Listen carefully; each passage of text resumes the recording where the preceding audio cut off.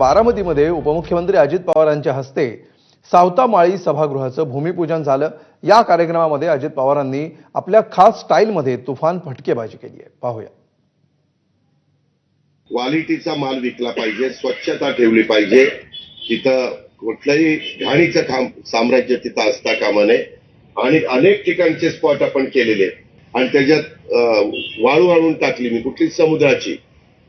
काही शहाण्यांनी रात्री त्याच्यातली वाळू पिशवीत भरून चोरून गेली। ही जित्रा माझ्या बारामतीत का आहेत ते मला काही कळलं।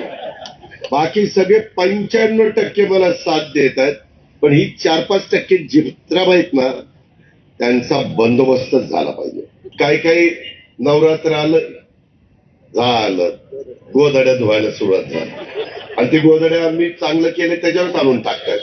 अरे तुझ्या घरात काय टाकायचं ते गोधडी टाकणार, परंतु हे काय किंवा एवढं पटांगण आहे आपल्याकडे, वेगवेगळी क्रीडा संकुल मी करतोय, अजूनही क्रीडा संकुल करतोय, त्या ठिकाणी जावा। पलीकड पण परकाई बांगल्याच्या इथं खालच्या पट्ट्या चोरून नेल्या आणि ब्रिजच्या पुलाच्या आणि खुशाल कुठं विकून टाकल्या।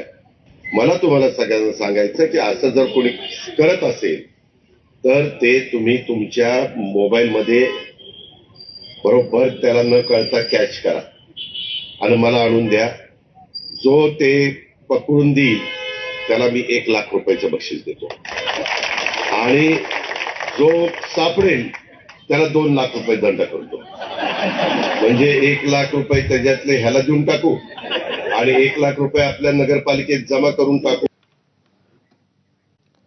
आणि यानंतर भाजपचे